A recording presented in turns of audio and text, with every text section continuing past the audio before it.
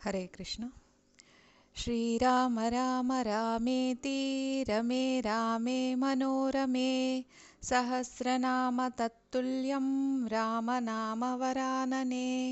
శ్రీరామ రామ రామేతి రమే రామే మనోరమే సహస్రనామ తత్తుల్యం రామనామ వరాననే. శ్రీరామ రామ రామేతి రమే రామే మనోరమే సహస్రనామ తత్తుల్యం రామనామ వరాననే. శ్రీరామనామ వరానన ఓం నమ ఇతి. భక్తులందరికీ స్వాగతం. మరి మనము నిన్నటి రోజున అయోధ్యాకాండలో జరిగినటువంటి విశేషాల గురించి చర్చించుకునున్నాం. దశరథ మహారాజు శ్రీరాముణ్ణి రాజ్యాభిషేకం చేసి అతనిని రాజును చేయాలని ఆలోచించడం, దానికి సభ యొక్క అనుమతిని తీసుకోవడం జరిగింది. మరి తీసుకున్న తరువాత మరుసటి రోజే పట్టాభిషేకం చేయదలిచి ఆయన వారిని ఉపవాసం ఉండవలసిందిగా సూచించడం జరిగింది. దాని గురించి మనము ఈరోజు ఇంకా కొంచెం వివరంగా చర్చిద్దాం. ఇక్కడ సీతారాములను ఉపవాస దీక్షలో ఆ రోజు రాత్రి గడపవలసింది అని చెప్పడం జరిగింది. మరి ఏంటి ఉపవాసము అని అంటే, ఉప అంటే దగ్గరగా అని అర్థం, వసి అంటే ఉండడము అని అర్థం. అంటే దేనికి దగ్గరగా ఉండడము? భగవంతునికి దగ్గరగా ఉండడం. అంటే మన మనసు భగవంతుని పైన లగ్నం చేయడం. అంతేగాని విగ్రహం దగ్గర ముందు కూర్చొని మనం ఏవేవో విషయాల గురించి ఆలోచించటం అని కాదు. మనము భగవంతుని మీద మనసును లగ్నం చేసి భగవంతునికి దగ్గరగా ఉండడాన్ని ఉపవసించడం అని అంటారు. మరి ఎందుకు మనము ఉపవసించాలి?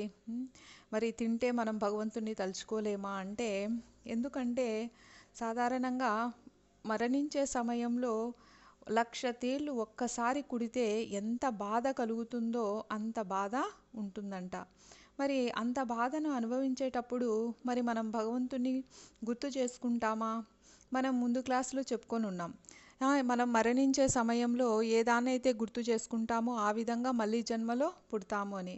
మరి మనము భగవంతుని గుర్తు చేసుకుంటే భగవద్ధామానికి వెళ్తాం. మరి మనకు ఆ విధంగా భగవంతుడు అంత బాధలో గుర్తొస్తాడా? కాబట్టి మనము ఇప్పటి నుంచే కూడా అభ్యాసం చేయాలి. మరి అభ్యాసం చేయాలి అని అంటే కనీసము మనము కొంత బాధను గురించి తెలుసుకోవాలి. మరి బాధ అంటే ఇప్పుడు తినడానికి తిండి ఉంటుంది, అయినా కూడా మనం తినకుండా, ఆకలేమో వేస్తూ ఉంటుంది కానీ ఉంటుంది తిండి, అయినా కూడా మనము తినకుండా ఉండాలంటే అది బాధ. మరి ఆ బాధలో కూడా మనం భగవంతుణ్ణి స్మరించడం అనేది అలవాటు చేసుకోవాలి. ఈ విధంగా చేసినప్పుడు మనకు అభ్యాసం కావడమే కాదు, మనం యొక్క పాపాలన్నీ కూడా క్షయమవుతూ ఉంటాయన్నమాట. అదేవిధంగా జాగరణ కూడా, మనకు నిద్ర వస్తుంది, మరి పడుకోవడానికి అన్ని వసతులు ఉంటాయి, మంచము పరుపు అన్నీ సిద్ధంగా ఉంటాయి, అయినా కూడా పడుకోకూడదు, అది కూడా మనకు బాధే. మరి అలాంటి బాధలో కూడా మనము ఆ భగవంతుని మీద మనసును లగ్నం చేయగలగడం అనేది మనం అభ్యాసం చేయాలి. ఈ విధంగా బాధలో మనము భగవంతుని స్మరణ గురించి అభ్యాసం చేస్తే అటు మనకు అది సాధన అవుతుంది, ఇంకా మన పాపాలు కూడా నశిస్తూ ఉంటాయన్నమాట. మరి ఈ ఉపవాసాన్ని ఎప్పుడంటే అప్పుడు చేయకూడదు. మన ఇష్టం వచ్చినప్పుడు మనము చేశామనుకోండి, మనం శరీరానికి ఆహారాన్ని ఇవ్వకుండా, తగినంత విశ్రాంతి ఇవ్వకుండా చేస్తే అది మనకు పాపం కిందికే వస్తుంది. అంటే మన శరీరాన్ని మనమే శిక్షించుకోవడం కిందికి వస్తుంది. అలా ఎప్పుడంటే అప్పుడు మనం చేయకూడదన్నమాట. దానివల్ల ఇంకా పాపం పెరుగుతుంది. మరి ఎప్పుడు చేయాలి అంటే, దీనికి ఒక కాలాన్ని మన శాస్త్రం నిర్ణయించింది. ఒక్క ఏకాదశి రోజు మాత్రమే మనము ఉపవసించాలి అని. కాబట్టి ఏకాదశి రోజు మనము ఉపవసించి, ద్వాదశి రోజు అంటే మరుసటి రోజు సూర్యోదయం తర్వాత పారణ చేయాలి. ఎంత వీలైతే అంత త్వరగా మనము భోజనం చేయాలన్నమాట. ఈ విధంగా చేస్తే మన పాపాలన్నీ నశించడమే కాదు, మన జీర్ణ వ్యవస్థకు కూడా కొంత విరామం దొరుకుతుంది. మరి అలాగే మన ఇతర అవయవాలు ఉన్నాయి కదా, మన గుండె, ఊపిరితిత్తులు, మూత్రపిండాలు, వీటికి మనము విశ్రాంతి ఇవ్వడం కుదరదు. కానీ వీటన్నింటికి శక్తినిచ్చేటువంటి ఆ, ప్రక్రియ కొనసాగించే జీర్ణ వ్యవస్థకు మనం కొంత విరామము ఇవ్వడానికి వీలవుతుంది. మరి ఆ సమయంలో మనము తక్కువ ఆహారాన్ని తీసుకోవడం వల్ల దాని యొక్క పని తగ్గిపోతుంది. అది కొంత ఆరోగ్యంగా ఉండడం జరుగుతుంది. మరి ఆ సమయంలో మనము ఏం చేయాలి అని అంటే, మనం ఆ సమయంలో సంకీర్తనామృతాన్ని అంటే భగవంతుని నామాన్ని కీర్తన చేయడం, భజనామృతం లేదా ధ్యానామృతం వంటి అమృతాన్ని మన శరీరానికి ఇవ్వాలి. దానితో మన శరీరాన్ని నింపాలి. అంటే వీలైనంత ఎక్కువగా మనము భగవంతుని నామాన్ని స్మరించడం, భజన చేయడం, ధ్యానం చేయడం, కీర్తనలు పాడడం ఇలాగా చేయాలన్నమాట. ఈ విధంగా చేయడం వల్ల మన యొక్క పాపాలన్నీ కూడా నశించిపోతాయి. మరి తినవద్దన్నారు కదా అని మనము స్పృహ తప్పిపోతున్నా కూడా ఆహా నేను తినను, కోమాలోకి వెళ్ళిపోతున్నా నేను తినను, నేను ఉపవాసము అని ఆ విధంగా మూర్ఖంగా చేయకూడదనమాట. మనం ఎలా చేయాలి అని అంటే మనం తీసుకునేటువంటి ఆహారం చాలా మితంగా, ప్రాణం నిలబడి నిద్ర రాకుండా భగవద్ధ్యానం చేయడానికి అవసరమైనటువంటి సాత్వికమైన ఆహారము తీసుకోవాలి.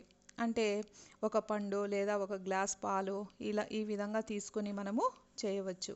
ఒకవేళ అలాగ కూడా ఉండలేము అని అనుకుంటే, ఇప్పుడు అంతా ఆఫీసులకు స్కూళ్ళకి వెళ్తూ ఉంటారు కాబట్టి మరి మేము అది కూడా చేయలేము, మా ఆరోగ్యం సహకరించదు అన్నప్పుడు కనీసం ఒక 4 గంటలు లేదా ఒక 6 గంటలు లేదా అర్ధ రోజు ఈ విధంగా మన శక్తిని బట్టి మనము ఉపవాసం చేయవచ్చు. అంటే ఆ 4 గంటలు లేదా 6 గంటలు ఆ అర్ధ రోజు అయినా కూడా మనం ఏం చేయాలి అంటే భగవంతుని స్మరణలో గడపాలన్నమాట. ఆ సమయంలో ఎక్కువగా మనము తిండి మీద ధ్యాస పెట్టకుండా, విశ్రాంతి మీద ధ్యాస ఉంచకుండా కేవలం భగవన్నామం స్మరిస్తూ మనము దానిపైన మనం సాధన చేయాలి. అంతేకాకుండా మనం ఏదైనా తీసుకోవాలి అని అనుకున్నప్పుడు కేవలం ప్రసాదాన్ని మాత్రమే తీసుకోవాలి. ఎలాంటి ప్రసాదం? అప్పుడు త్రేతాయుగంలో అయితే యజ్ఞాలు ఎక్కువగా చేస్తారు కాబట్టి వాళ్ళైతే యజ్ఞం చేసి, యజ్ఞంలో మనం హవిస్ వేస్తాం కదా, అటుకులు, బెల్లము, వండిన అన్నము ఇలాంటివి వేస్తారు, పేలాలు ఇలాంటి వాటిని వేసినప్పుడు యజ్ఞం చేయగా కొంతవరకు మిగిలే విధంగా మనం ముందే ఎక్కువగా తీసుకోవాలి. ఆ విధంగా హవిస్సు ఇయ్యగా మిగిలినటువంటి ఆ పదార్థాన్ని మనము మహాప్రసాదంగా భావించి తీసుకోవాలన్నమాట. కానీ ఇప్పుడు మనము ప్రతి ఏకాదశికి అలా చేయలేం కాబట్టి ముందు చెప్పుకున్నట్టుగా పండ్లు కానీ పాలు కానీ తీసుకొని మనము ఉపవాసం చేయవచ్చు. మరి ఎందుకు దశరథ మహారాజు ఈ విధంగా ఉపవసించమని చెప్పారు అని అంటే, చూడండి, సాక్షాత్తు భగవంతుడే అయినా కూడా ఆయన మానవుడే అని మనం అనుకోవాలి. కాబట్టి మానవుడు ఏదైనా సరే ఒక గొప్ప కార్యాన్ని తలబెట్టినప్పుడు ఎలాంటి అవాంతరాలు రాకుండా భగవంతుని యొక్క అనుగ్రహం మనకు ఉండాలి అని, ఎలాంటి తప్పులు జరగకుండా ఆ కార్యక్రమం నిర్విఘ్నంగా కొనసాగాలి అని ఆయన ఉపవసించమని చెప్తున్నారన్నమాట. అంతేకాదు ఆయన ఎంతో తాపత్రయపడుతున్నారు. ఒకవేళ రాముడికి తెలిసిన దాన్ని పాటించడంలో ఏవైనా పొరపాట్లు జరుగుతాయేమో అని ఆయన స్వయంగా వశిష్ఠ మహామునిని మళ్ళీ పిలిచి ఆయనకు చెప్తున్నారనమాట. మీరు దగ్గరుండి సీతారాములకు ఏకాదశి కాదు, ఉపవాస వ్రతాన్ని చేయించండి అని చెప్తున్నారనమాట. చెప్పిన తర్వాత ఆయన దగ్గరుండి వాళ్ళతో ఆ ఉపవాస వ్రతాన్ని చేయిస్తున్నారు. తర్వాత వాళ్ళు ఉపవసించినప్పుడు దర్భలతో చేసినటువంటి చాప పైన పడుకుంటారు సీతారాములు. అది కూడా దేవాలయంలో లేదా పూజా గదిలో వాళ్ళు విశ్రాంతి తీసుకుంటారు.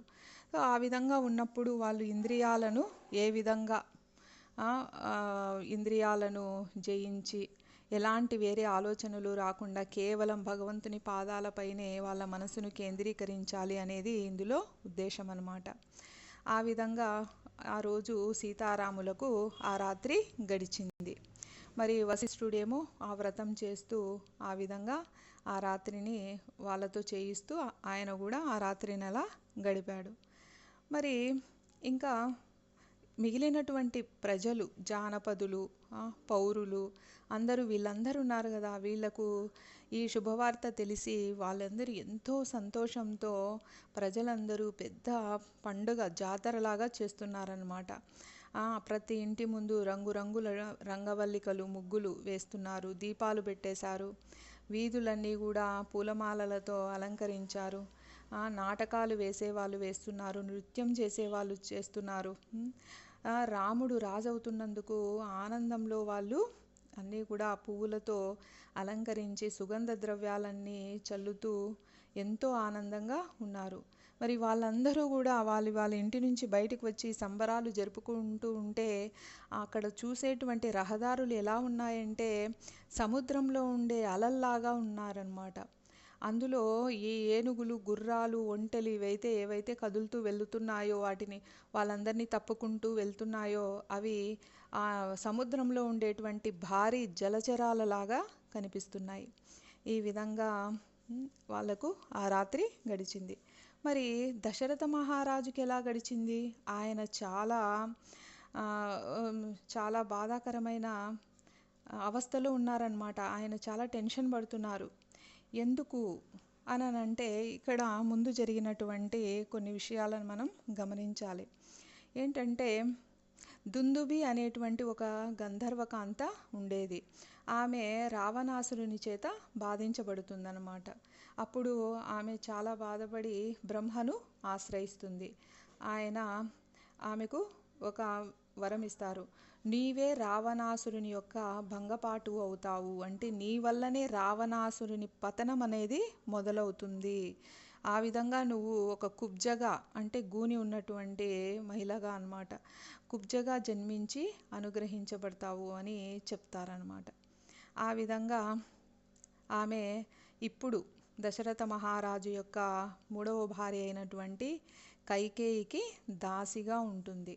ఆమె వివాహం జరిగినప్పుడు కైకేయితో పాటు ఇక్కడ అయోధ్య నగరానికి ఈ మందర కూడా వస్తుందన్నమాట. ఆమె కైకేయికి చిన్నప్పటి నుంచి కూడా దాసిగా ఉంది. మరి ఈ దాసి ఏం చేస్తుంది? ఏ రోజు ఎప్పుడైతే రాముని యొక్క పట్టాభిషేకం ప్రకటించబడింది, రాత్రంతా కూడా చాలా సంతోషంగా ప్రజలందరూ వేడుకలు చేసుకుంటున్నారు. అలాంటి సమయంలో ఈ మందర కైకేయి యొక్క భవంతి యొక్క పైభాగానికి చేరుకునిందనమాట. మరి ఎందుకు అదే పనిగా ఈ విషయాన్ని ఇక్కడ వాల్మీకి మహర్షి సూచిస్తున్నాడు అంటే, ఎందుకు అలా దాని గురించి చెప్తున్నారంటే, మామూలుగా వెళ్ళలేదు ఆమె, ఈశ్వర సంకల్పం చేత వెళ్తూ ఉంది. అంటే మనమేమనుకుంటాం, మరి ఈమె వెళ్ళి పైకెళ్ళి అక్కడ ప్రజలు సంబరాలు జరుపుకుంటుంటే చూసి అసూయతో ఈ గొడవ పెట్టింది కదా, కైకేయి మనసు మార్చింది కదా, మరి ఎవరైనా సంతోషంగా ఉంటే భగవంతునికి నచ్చదా, ఎందుకు ఇలా సంకల్పం చేశాడు అని మనకు అనిపిస్తుంది. కానీ దీనికి ఎందుకు జరిగింది ఇది అని కూడా మనము తెలుసుకోవాలి. ఒకసారి అంటే దశరథ మహారాజుకు మొదట కౌసల్య తన పట్టమహిషిగా ఉంటుంది. మరి ఆమెకు సంతానం లేదనమాట. తర్వాత రెండవ భార్య అయినటువంటి సుమిత్రకు కూడా సంతానం లేదు. మరి అలాంటి సమయంలో ఆయన ఒకసారి కైకేయిని చూసి ఆయన ఆమెను వివాహం చేసుకోవాలని అనుకుంటాడు. అప్పటికే దశరథ మహారాజుకు చాలా వయసు ఉంటుందన్నమాట. మనం చెప్పుకొని ఉన్నాం, రాముడు పుట్టే సమయానికి 60,000 సంవత్సరాలు నా వయసు అని ఆయన చెప్తున్నారు అప్పుడు కూడా. కాబట్టి అంత వయసు ఉన్నటువంటి ఆ వ్యక్తికి ఎంత చక్రవర్తి అయినా కూడా ఈ అమ్మాయి కైకేయి ఏమో యవ్వనవతి. మరి ఆమెను పెళ్లి చేసుకుంటానంటే ఎవరైనా ఆలోచిస్తారు కదా. మరి కైకేయి తండ్రి అయినటువంటి అశ్వపతి చెప్తారనమాట, మీరు చాలా వృద్ధ వయసుకు చేరుకున్నారు, మరి నా కూతురేమో యవ్వనవతి, మీకు ఏ విధంగా నేను ఇవ్వగలను అని అంటారు. సరే, అయితే మీరు ఎలాగూ ఇష్టపడి చేసుకోవాలనుకుంటున్నారు కాబట్టి నాకైతే ఒక మాట ఇవ్వండి, కైకేయికి పుట్టినటువంటి బిడ్డలకే, అంటే కొడుకులకే రాజ్యము ఇవ్వాలి. ఆ మాట మీరు నాకు ఇస్తే నేను నా కూతుర్ని మీకు ఇచ్చి వివాహం చేస్తాను అని చెప్తారు. అప్పుడు దశరథ మహారాజు అనుకుంటారనమాట, నేను కౌసల్యను వివాహం చేసుకున్నాను, పిల్లలు పుట్టలేదు. సుమిత్రను చేసుకున్నాను, పిల్లలు పుట్టలేదు. మరి కైకేయికి పిల్లలు పుట్టారనుకోండి, అంతకన్నా సంతోషించాల్సిన అవసరం ఇంకా వేరే ఏముంది? ఇంకా కైకేయికి పిల్లలు పుడితే కౌసల్య సుమిత్రలు కూడా సంతోషిస్తారు. ఎందుకంటే ఇంకా వాళ్ళకి పిల్లలు లేరు కాబట్టి కైకేయి పిల్లలకే ఈ రాజ్యం ఇస్తాను, ఇంకా దాంట్లో మళ్ళీ ఏం పెద్ద మనం చర్చించాల్సిన అంశం ఏం లేదు కదా అని ఈ రకంగా ఆలోచిస్తారనమాట. ఇంకెలాంటి ఆటంకాలు లేవు. ముందు భార్యలకు పిల్లలు ఉంటే కదా ఏదైనా సమస్య ఉంటుంది, వాళ్ళకి పిల్లలు లేరు. అదృష్టవశాత్తు కైకేయికి పిల్లలు పుడితే అదే నాకు చాలా మంచిది, సంతోషకరమైన విషయం. కాబట్టి ఈ విధంగా ఆలోచించి ఆయన సరేనని మాట ఇస్తాడు.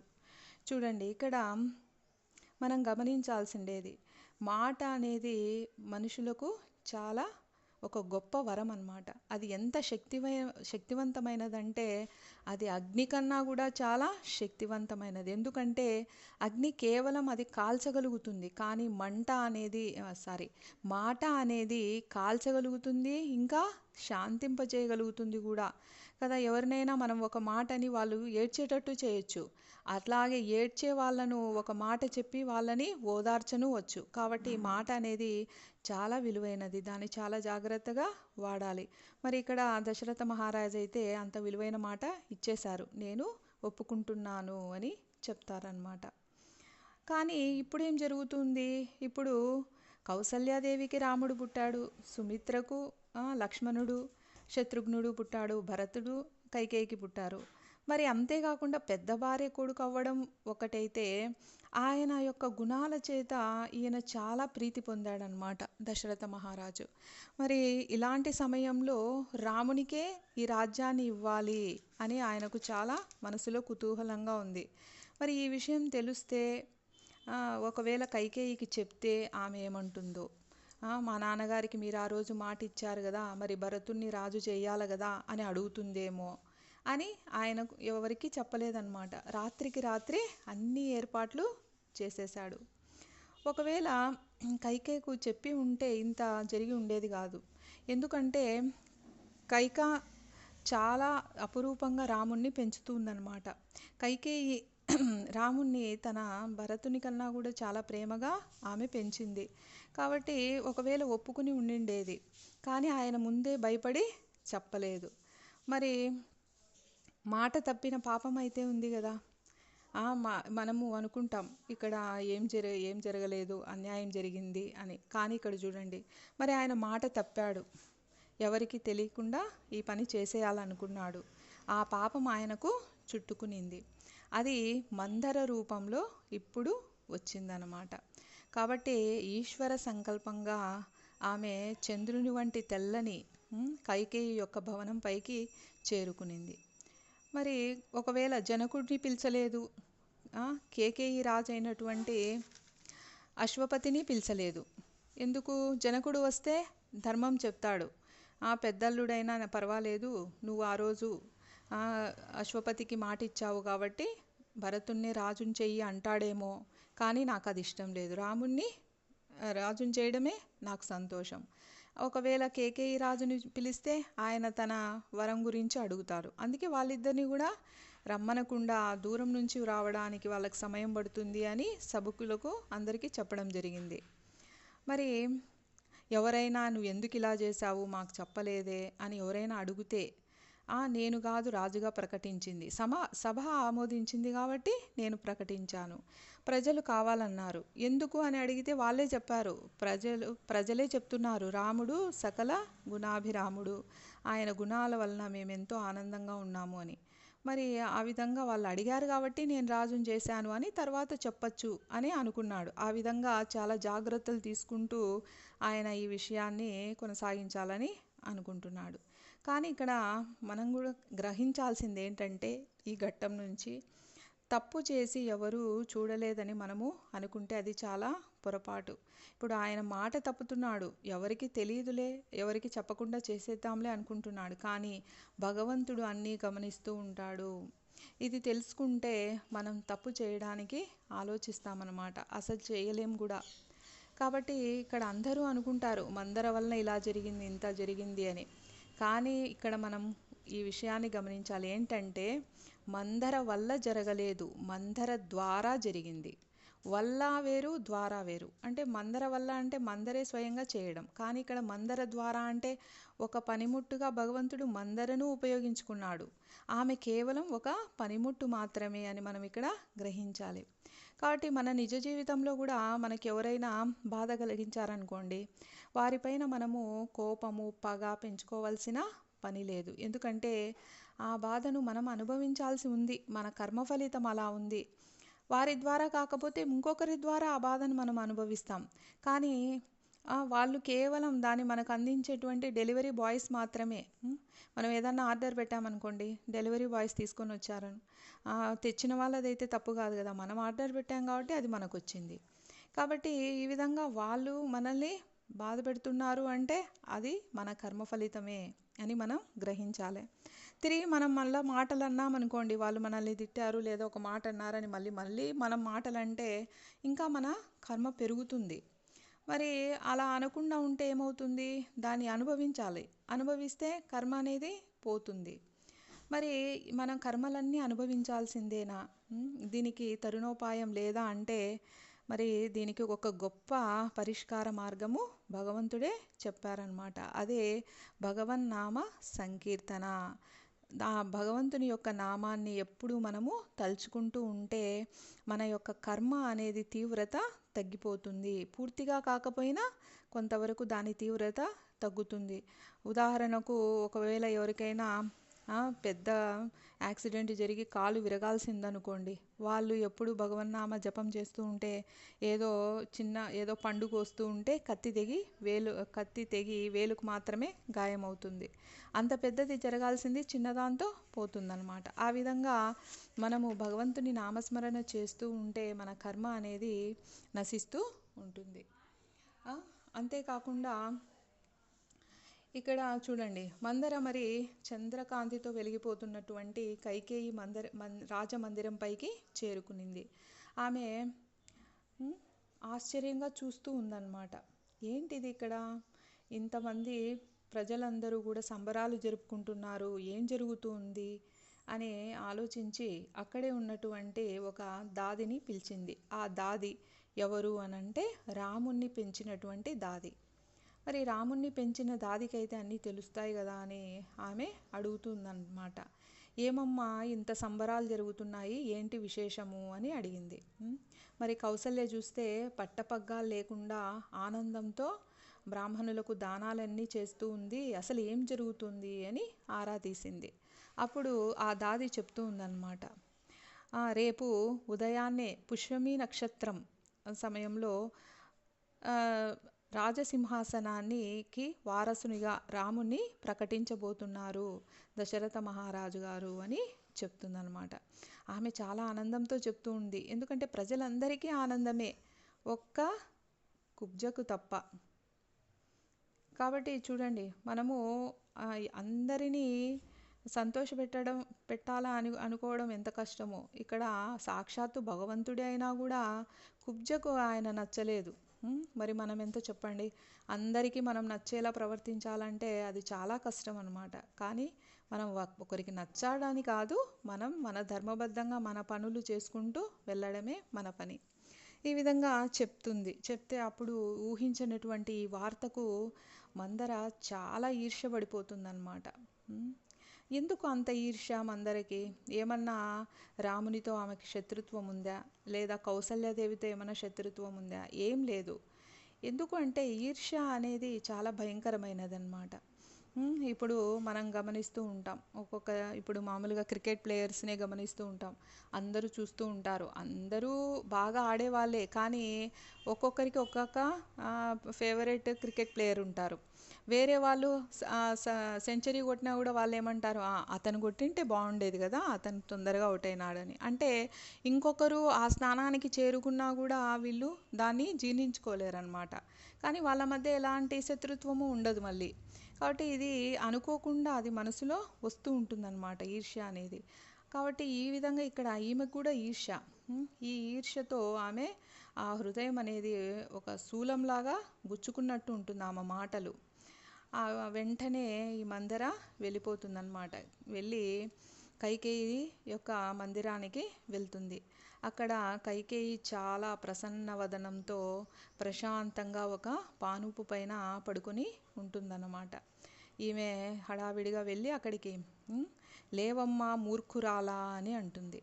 చూడండి, ఇక్కడ మనం గమనించాలి, ఈమె ఒక దాసి, ఆమె సాక్షాత్తు ఒక చక్రవర్తి యొక్క ప్రియమైన భార్య. మరి అలాంటి ఆమెను ఒక దాసి మూర్ఖురాలా అని అనగలిగింది అంటే మరి కైకేయి ఎంత చనువిచ్చింటుంది మనము ఆలోచించాలి. కాబట్టి మనము దీన్ని బాగా అర్థం చేసుకోవాలన్నమాట. ఎవరిని ఎంతలో ఉంచాలో అంతలో ఉంచడం అవసరం. అంటే అలాగని వాళ్ళని దాసులను నీచంగా చూడాలి అని నా ఉద్దేశం కాదు. వాళ్ళని ప్రేమగా మనం ఆదరించాలి, కానీ ఎంతవరకు దానికి కూడా ఒక హద్దు ఉంటుంది. వాళ్ళని ఇంటి విషయాలలో జోక్యం చేసుకునేంతగా మనం వాళ్ళకి చనువు ఇవ్వకూడదు. కాబట్టి ఇక్కడ మనం గమనించవచ్చు, ఆమె ఇంకా ఇలా చెప్తా ఉంది, కళ్ళ ఎదుట నిన్ను ముంచెత్తునున్నటువంటి ప్రమాదం గ్రహించలేకపోతున్నావా అని గట్టిగా అరుస్తుందన్నమాట. లేమ్మా లే మూర్ఖురాలా, కళ్ళ ఎదుట ఇంత ప్రమాదం జరుగుతూ ఉంది, నీకు అర్థం కావడం లేదా అని చెప్తూ ఉంది. మరి ఏం జరిగింది అని కైకేయి అడిగింది. అంటే ఇంకేం కావాలి, దశరథుడు చూడండి, దశరథుడు రామునికి పట్టాభిషేకం చేస్తున్నాడు అని చెప్పినా సరిపోతుంది. అలా చెప్తే ఆమెకు ఏమీ కోపం రాదు కదా. ఏ రకంగా చెప్తే కోపం వస్తుందో అలా చెప్తుందన్నమాట. ఒకవేళ పెద్ద కొడుకు రాముడు కాబట్టి దశరథుడు రామునికి పట్టాభిషేకం చేస్తున్నాడు అని కూడా అనలేదు. రాముడు చాలా సకల గుణ సంపన్నుడు కాబట్టి రాజును చేస్తున్నారు అని కూడా అనలేదు. మరి ఏమంటుంది, దశరథుడు నిన్ను నాశనం చేయడానికే రాముణ్ణి రాజును చేస్తున్నాడు అంటుంది. చూడండి, మాటలు అనేవి ఏ రకంగా మాట్లాడితే అవతలి వ్యక్తి బాధపడతారు లేక కోపం చెందుతారు అని తెలుసుకొని ఇక్కడ మాట్లాడుతుంది. కాబట్టి ఒకే విషయాన్ని మనము శాంతంగా చెప్పచ్చు, అవతల వాళ్ళు ఉద్రేకపడేటట్టు కూడా చెప్పచ్చు. ఈమె కైకేయి ఉద్రేకపడడం కోసమని దశరథుడు నిన్ను నాశనం చేయడానికి రాముణ్ణి రాజును చేస్తున్నాడు అని చెప్తూ ఉందన్నమాట. చెప్పగానే కైకేయి అంతవరకు కూడా ఆమె మనసులో ఎలాంటి కలంకం లేదు. ఆమె చాలా ఆనందంతో సంతోషంతో ఒక్కసారిగా పైకి లేచి ఒక హారాన్ని తీసి ఆమెకిస్తూ చెప్తుందన్నమాట. ఓ కుబ్జా, నువ్వు నీ జీవితంలో ఏదైనా గొప్ప విషయం చెప్పావు, మంచి విషయం చెప్పావు అంటే ఇదే. ఇంతకన్నా గొప్ప విషయం నువ్వు తర్వాత చెప్పలేవు, ఇంతకుముందు కూడా చెప్పలేదు. కాబట్టి నా సంతోషం కొద్దీ ఈ హారాన్ని నువ్వు తీసుకో అని ఆమెకిస్తుంది. అయితే ఆ మందర ఏం చేస్తుంది, ఆ హారాన్ని అట్లా పక్కకి విసిరేస్తుందన్నమాట. అప్పుడు కైకేయికి అర్థం కాదు. అప్పుడు చెప్తుందన్నమాట మందర, నీ భర్త గురించి నువ్వేమనుకుంటున్నావు, నీ దగ్గరేమో ధర్మబద్ధంగా ఉన్నట్టు కనిపిస్తూ ఉంటాడు, కానీ అధర్మంగా ప్రవర్తిస్తున్నాడు. నువ్వంటే ఇష్టమని చెప్తూ నీకే అన్యాయం చేస్తున్నాడు. ఎందుకంటే చూడు, ఇక్కడ భరతుణ్ణి వాళ్ళ మేనమామతో ఊరికి పంపించేసి భరతుడు లేని సమయంలో రామునికి పట్టాభిషేకం ప్రకటించాడు. మరి రాముడు రాజైతే ఏమవుతుంది, తర్వాత రాముని కొడుకు రాజవుతాడు, భరతుడు రామునికి సేవకుడవుతాడు. భరతుని కొడుకులు రాముని యొక్క కొడుకులకు సేవకులవుతారు. అంటే రాముడు వాళ్ళ కొడుకులు మనవళ్ళు వీళ్ళంతా రాజులవుతూ ఉంటే నీ కొడుకు భరతుడు వాళ్ళ యొక్క సంతానము వాళ్ళందరూ కూడా సేవకులైపోతారు. కాబట్టి దాసి వంశం అయిపోతుంది, నీ వంశము దాసి వంశం అయిపోతుంది. అంతేకాకుండా ఇంకొక ఇక్కడ ఒక చాలా గొప్ప విషయం, గొప్ప అంటే ఇంకా ఆ మాటకు తిరుగు ఉండదన్నమాట. ఎప్పుడు కూడా మామూలుగా సవతుల మధ్య ఎక్కువగా గొడవలు జరుగుతూ ఉంటాయి. కాబట్టి ఆ విషయాన్ని ఇక్కడ ఎత్తి చూపుతూ ఉందన్నమాట. ఇక్కడ చూడండి, ఒకవేళ రాముడు రాజైనాడు అనుకో, అధికారంలోకి వచ్చాడనుకో, మరి నెక్స్ట్ ఎవరికి అవకాశం ఉంది, భరతునికే కదా. మరి ఎప్పుడైనా భరతుని వలన మనకు ఇబ్బంది అని అనిపిస్తే రాముడు వెంటనే భరతుణ్ణి చంపేస్తాడు. కాబట్టి భరతుడు చావనన్నా చచ్చిపోవాలి, లేదా అరణ్యాల కన్నా పంపించేస్తారు. ఇంకెప్పటికి నీ కొడుకు తిరిగి రాడు. అరణ్యాలకు వెళ్ళిపోయినాడు అనుకో, ఏమవుతుంది? Out of sight is out of mind. మనకు కళ్ళ ముందర ఎప్పుడు కనిపిస్తూ ఉంటే అది మనకు గుర్తుంటూ ఉంటుంది. అది కనిపించలేదనుకోండి, దాని గురించి మనం మర్చిపోతాం. ఆ విధంగా ఈ భరతుడిని అరణ్యాలకు పంపించేశారనుకో, ఇంకా జనాలందరూ అతని గురించి మర్చిపోతారు. కాబట్టి ఎవ్వరికి గుర్తుండరన్నమాట. కాబట్టి వాళ్ళు చంపకముందే నీ కొడుకు నువ్వే అడవులకు పంపించేయి. ఇంకా కౌసల్య విషయానికి వస్తే, నీ తోడికోడలు నిన్ను ఒక దాసిగా చూస్తుంది. ఎందుకంటే ఆమె దయాదాక్షిణ్యాల మీదే కదా నువ్వు అన్నం తినాలి. కాబట్టి నువ్వు ఇంకా దాసిగా అయిపోతావు. ఆమె కూర్చోమంటే కూర్చోవాలి, నిల్చోమంటే నిల్చోవాలి. కాబట్టి నువ్వు ఆలోచించు అని చెప్పింది. ఎప్పుడైతే ఈ విధంగా చెడు మాటలన్నీ చెప్తూ ఉందో, అప్పుడు కౌసల్య మనసు మారడం మొదలుపెట్టింది. నిజంగా కౌసల్య వివేకవంతంగా ఆలోచించి ఉంటే వెంటనే ఆమె తల ఖండించి ఉండేది కదా. నా భర్తను నా ముందే నువ్వు తూలనాడతావా, నా భర్త గురించి నువ్వు చెడుగా మాట్లాడతావా అని ఆమె తల నరికేసి ఉండేది. కానీ అలా జరగలేదు. ఎందుకంటే ఆమె ఏం చెప్తూ ఉంది? తన కొడుకు గురించి చెప్తూ ఉంది. తన కొడుకే చక్రవర్తి కావాలి అని. ఇక్కడ ఆ విధంగా ఆమెను మోటివేట్ చేస్తూ ఉందన్నమాట. తర్వాత చెప్తూ ఉంది, నువ్వు రాముణ్ణి అడవులకు పంపించేసేయి, భరతుణ్ణి సింహాసనం అధిష్ఠించేటట్టు చెయ్యాలి అని ఆమెకు బోధ చేస్తుందన్నమాట. ఈ విధంగా చెప్పినప్పుడు ఇంకా కైకేయి పూర్తిగా మందర మాటలకు వశమైపోయింది. ఇంకా ఆమెలో కూడా చాలా ఈర్ష్య, ద్వేష, అసూయ అన్నీ పెరిగినాయన్నమాట. పెరిగితే ఆమె అంటుంది, నిజమే, నా కొడుకు భరతుణ్ణి నేను రాజును చేయాల్సి ఉంటుంది. మరి నేనేం చేయాలి ఇప్పుడు? నా కొడుకును రాజును చేయాలి, రాముణ్ణి అడవులకు పంపించాలి. మరి అలా చేయాలంటే ఏం చేయాలి? నువ్వే చెప్పు అని అంటుందన్నమాట. అంటే అప్పుడు ఆ మందర ఇలా చెప్తుంది, ఆహా, నువ్వు నీ గుర్తు లేక అడుగుతున్నావా, లేకపోతే నాతో చెప్పించాలని అడుగుతున్నావా? నీకు తెలియదా? ఒకసారి దానవులతో జరిగినటువంటి పోరాటంలో ఇంద్రుడు తన తరపున పోరాడమని దశరథ మహారాజును సహాయం అర్థించాడు. అప్పుడు ఎన్నో రకముల మాయలు తెలిసినటువంటి శంబరుడు, జిత్తులమారి అతనితో పోరాడడానికి దేవతలందరూ కూడా భయపడుతూ ఉంటే, అప్పుడు దశరథ మహారాజు వెళ్ళి ఆయన యుద్ధం చేశాడు. మరి నీకు రథసారథ్యం బాగా తెలుసు కాబట్టి నిన్ను కూడా తీసుకెళ్ళాడు. అయితే దానవులు దేవతలను తీవ్రంగా నష్టపరిచినారు. అప్పుడు దశరథుడు వారి రాజధాని అయినటువంటి వైజయంతపురం మీద దాడికి నాయకత్వం వహించాడు. అయితే ఎంతో వీరోచితంగా ఎంతో పోరాడినప్పటికీ కూడా దశరథ మహారాజు ఆ యుద్ధంలో తీవ్రంగా గాయపడి స్పృహ కోల్పోయినాడు. అప్పుడు నువ్వే యుద్ధరంగం నుండి ఆయనను తప్పించి ఆయన ప్రాణాన్ని కాపాడావు. కాబట్టి తన ప్రాణాన్ని కాపాడినందుకు ఆయన ఎంతో కృతజ్ఞతాభావంతో నిన్ను అడిగాడనమాట. కైకేయి, నీకు నేను చాలా సంతోషిస్తున్నాను. ఈ సంతోషంలో నువ్వు ఏం కావాలంటే అడుగు, నీకు 2 వరాలు ఇస్తాను నేను అని చెప్తున్నాడు. అయితే కైకేయి అంటుంది, నాకేం తక్కువ కాబట్టి నేను అడగాలి, నాకేమొద్దు అని అంటుంది. అంటే ఇక్కడ మనం అర్థం చేసుకోవాలి, కైకేయి చాలా సంతోషంగా ఉంది దశరథ మహారాజుతో. ఆమె ఇప్పటి వరకు కూడా మందర మాటలు వినకముందు వరకు కూడా ఆమె చాలా ప్రసన్నంగా ఉందన్నమాట. అయితే ఎప్పుడైతే ఈ మాటలు వచ్చాయో అప్పుడే మారిపోయింది. మరి దశరథ మహారాజు అప్పుడు అంటున్నాడు అనమాట, లేదు లేదు, నువ్వు తీసుకోవాల్సిందే, ఏవైనా కావాలంటే అడుగు అని. అప్పుడు సరే, నాకు అవసరం వచ్చినప్పుడు అడుగుతానులేండి అని కైకేయి బదులిస్తుందన్నమాట. ఆ విధంగా జరిగింది కదా. మరి నీకు 2 వరాలు ఆయన ఇవ్వాల్సి ఉంది కాబట్టి ఈ విషయం నీకు గుర్తొచ్చిందా అని మందర కైకేయిని అడుగుతూ ఉందన్నమాట. కాబట్టి ఇప్పుడు నువ్వు ఒక పని చేయి, నువ్వు ఆ వాగ్దానం చేసిన వరములను ఇప్పుడు అడుగు. ఒక వరమునకు గాను భరతుణ్ణి సింహాసనం మీద ప్రతిష్ఠించమని అడుగు. మరో వరంగా రాముణ్ణి 14 సంవత్సరాల పాటు అడవులకు పంపించమని అడుగు. ఎందుకంటే రాముడు ఇక్కడే ఉన్నాడు అనుకో, ఆయన సుగుణాలు అది ఇది అని చెప్పేసి మళ్ళీ ఆ, రాముడిని రాజుని చేయడానికి ప్రయత్నాలు జరుగుతాయి. అదే రాముడు ఇక్కడ లేకుండా అడవికి వెళ్ళిపోయాడనుకో, అప్పుడు భరతునికి ఈ ప్రజలలో పౌరుల్లో జనాదరణ పెరుగుతుంది. ఆయన స్నేహితులు పెరుగుతారు, శత్రువుల్ని ఆయన సంహరిస్తారు. అప్పుడు అసలైన హక్కు కలిగి పాలకునిగా అతడు స్థానము పదిలపరుచుకుంటాడు. ఆ తర్వాత ఎప్పుడో వస్తాడు రాముడు.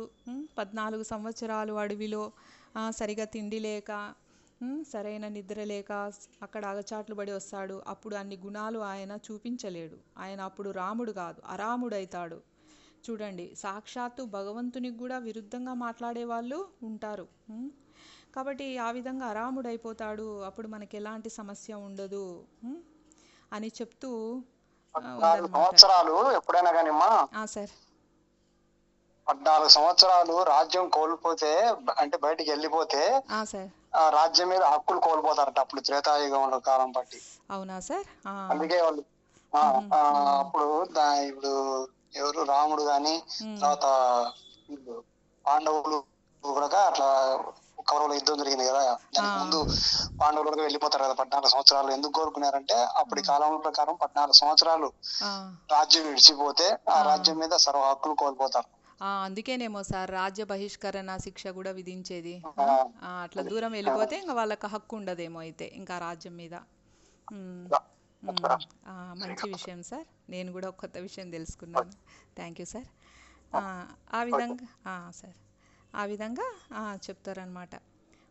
మరి నేనేం చేయాలి ఇప్పుడు అని అడుగుతుంది కైకేయి. అంటే నువ్వు కోపగృహానికి వెళ్ళి నీ విలువైన ఆభరణాలు, తర్వాత అన్ని అలంకారాలు తీసి విసిరి కొట్టేసేయి. మాసిన పాత చీర కట్టుకో, నేల మీద పడుకొని ఉండు. దశరథ మహారాజు నిన్ను చూడ్డానికి ఖచ్చితంగా వస్తాడు. అయితే నువ్వు ఏమీ మాట్లాడకు, మౌనంగా ఉండు అని చెప్తుందనమాట. మరి ఆయన అడుగుతారు, ఆయనకు నువ్వంటే చాలా ప్రేమ. చూడండి, ముందేమో నీ మీద ప్రేమ ఉన్నట్టు నటిస్తున్నాడు అని చెప్పింది ఆ సందర్భానికి తగినట్టు. ఇప్పుడేం చెప్తుంది? నీ మీద ఆయనకు చాలా ప్రేమ. కాబట్టి ఆ మోహంతో, ఆ విపరీతమైన మోహంతో ఆయన నిన్ను సంతుష్టిపరిచేందుకు నిన్ను ఎన్నో వరాలు కోరుకోమని చెప్తారు. నీకు బంగారు కావాలనా, లేకపోతే ఏం కావాలి అని అన్నీ అడుగుతారు నిన్ను శాంతింపజేయడం కోసం. నువ్వు దేనికి కూడా సరే అని చెప్పద్దు. నువ్వు మనస్సులో దృఢంగా ఉండు. నువ్వు 2 వరాలు కోరుకోవాలి. ఒకటి భరతుడు సింహాసనాన్ని అధిష్ఠింపజేయడం, ఇంకొకటి రాముణ్ణి అడవులకు పంపించటం. కాబట్టి ఆయన చెప్పినా కూడా నువ్వు బంగారం ఇస్తానన్నా, ఆభరణాలు ఇస్తానన్నా, ఇంకేమిస్తానన్నా సరే నువ్వు ససేమీరా వద్దు అని చెప్పాలి అని చెప్తారనమాట. చెప్తే అప్పుడు సరే, నువ్వు చాలా గొప్పగా నాకు సలహా ఇచ్చావు, నువ్వు నాకు శ్రేయోభిలాసివి అని కైకేయి అంటుందన్నమాట. చూడండి, అవి చెడు మాటలు అని ఆమెకు అనిపించడం లేదు. ఇంకా పూర్తిగా మందర మాయలోకి వెళ్ళిపోయింది. ఆమె చెప్పినట్టుగానే చేయడం కోసమని ఆమె కోపగృహానికి వెళ్ళిపోతుందన్నమాట.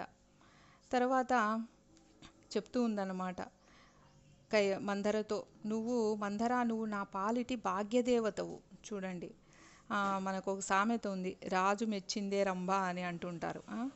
ఆమెకు నచ్చింది కాబట్టి ఆమె కళ్ళకు ఇప్పుడు ఎలా కనిపిస్తుంది? ఆ కుబ్జ భాగ్యదేవతగా కనిపిస్తూ ఉంది. ఒక పిచ్చిదానిలాగా పొగుడుతుందన్నమాట కైకేయి. ప్రియమైన మందర, మామూలుగా గూని వాళ్ళు సాధారణంగా పాపపు బుద్ధి ఉన్న వాళ్ళై ఉంటారు అని అనుకుంటాం కదా, కానీ నువ్వు మాత్రం చాలా గొప్ప వివేకం కలిగి ఉన్నావు, చాలా గౌరవనీయురాలివి. కురూపంగా ఉన్నటువంటి నీ దేహం నాకెంతో అందంగా కనిపిస్తూ ఉంది. చూడండి ఎలా మారిపోతున్నాయో మాటలు. నిజానికి నువ్వు గాలికి వంగినటువంటి ఒక పద్మంలాగా ఉన్నావు. ఆమె వంగిపోయింది కదా, గూని ఉంది కదా, ఆమె అందుకు గాలికి వంగిన పద్మంతో పోలుస్తూ ఉందన్నమాట. అలా గాలికి వంగిన తామర పువ్వులా ఉన్నావన్నమాట. నీ రూపం ఎంతో మనోహరంగా ఉంది. ఇంకా ఒకవేళ నువ్వు భరతుని యొక్క పట్టాభిషేకం రోజు నీకు ఉజ్వలమైనటువంటి పట్టు చీరను నీకు ఇస్తాను. అంతేకాకుండా ఆమెకు ఉంది కదా గూని ఉంది, గూని అంటే ఆ వెన్నెముక కొంచెం పైకి లేచి ఒక మూపురంలాగా ఉందన్నమాట. ఆ మూపురం లాంటి దానికి నేను నీకు బంగారు హారాలను చేయిస్తాను అని చెప్తుందన్నమాట.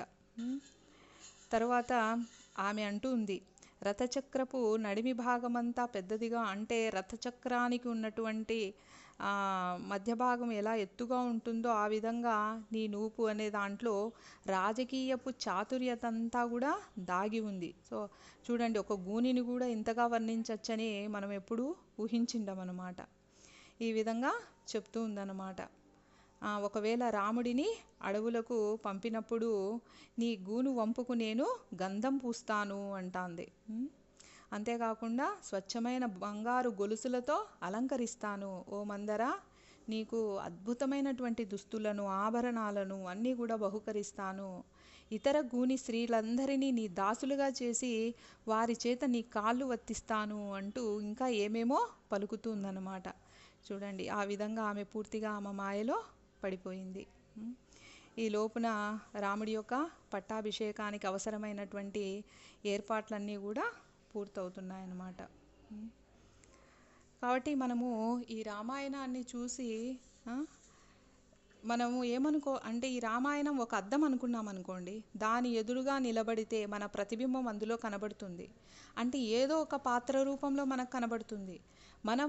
మనల్ని మనం ఎప్పుడూ కూడా ఆత్మవిమర్శ చేసుకుంటూ ఉండాలి. మనము ఏ పాత్రకు తగినట్లు ఉన్నాము, ఒకవేళ మనలో ఏదైనా ఈర్ష్య ఉందా, ఏదైనా అసూయ ఉందా, అలా ఉంటే మనము ఇతరుల యొక్క జీవితాలను అల్లకల్లోలం చేస్తామేమో అని మనకు మనమే ముందు జాగ్రత్త చేసుకొని మనము అలాంటి చెడు గుణాలను మన ప్రయత్నపూర్వకంగా మనమే తగ్గించుకుంటూ రావాలి. ఎందుకంటే ఇప్పుడు అసూయ ఉందనుకోండి, దాని పక్క వాళ్ళు ఎవ్వరూ కూడా గుర్తించలేరు. ఎవరైనా చాలా కోపం ఉందనుకోండి, కోపం మనకు కనిపిస్తుంది. ఆ కోపంలో వాళ్ళు ఒక దెబ్బ ఇస్తారనుకోండి, అది అంతటితో అయిపోతుందో, లేకపోతే వీళ్ళు ఇంకొక దెబ్బ వేయడం, లేదా వాళ్ళు కొట్టకుండా మనం జాగ్రత్త పడగలుగుతాం, మనం ఏదో రక్షణ కల్పించుకోగలుగుతాం. కానీ అసూయ అనేది ఎవరికీ కనిపించదు. పైకి మాత్రం మంచిగా ఉన్నట్టుగా కనిపిస్తూ ఉంటుంది, లోపల వాళ్ళు కుతంత్రాలు పన్నుతూ ఉంటారు. మరి ఇంతమంది ప్రజల యొక్క రక్షణ కల్పించేటువంటి దశరథ మహారాజు తనకు ఆ రక్షణ కల్పించుకోలేకపోయాడు. దేని నుంచి? మందర యొక్క అసూయ నుంచి. కాబట్టి అసూయ అనేది చాలా భయంకరమైనదన్నమాట. అంతేకాకుండా మనలో ఇంకా ఏమైనా మనము ఇంద్రియాలను నిగ్రహించలేకపోతున్నామా, మనం కోపాన్ని అదుపులో పెట్టుకోలేకపోతున్నామా, మనం అందరినీ సమానంగా చూడలేకపోతున్నామా, ఈ విధంగా ప్రతిదీ ఏదో ఒక రకంగా అయితే మన గుణాలు ఇందులో ప్రతిబింబిస్తూ ఉంటాయన్నమాట. కాబట్టి మనము రామాయణాన్ని మనం ఒక అద్దంలాగా అనుకుని మన పాత్ర ఏంటి అని చూసుకొని మన యొక్క వ్యక్తిత్వాన్ని దిద్దుకోవడానికి ఉపయోగించుకున్నప్పుడు మనకు ఈ రామాయణం చదవడం వల్ల ఒక సార్థకత అనేది ఉంటుంది. అంతేగాని ఏదో కథలు చదివినట్టు చదివేస్తే అందరికీ తెలుసు రామాయణం. దీన్ని ఏదో కథలాగా వినకుండా మరి మనం ఆ పాత్రల నుంచి మనమేం నేర్చుకోవాలి అనే విషయాన్ని మనము బాగా గుర్తుంచుకోవాలన్నమాట. ఈరోజు ఇంతటితో ముగిస్తాను. రేపు క్లాస్లో మళ్ళీ కలుసుకుందాం. హరే కృష్ణ.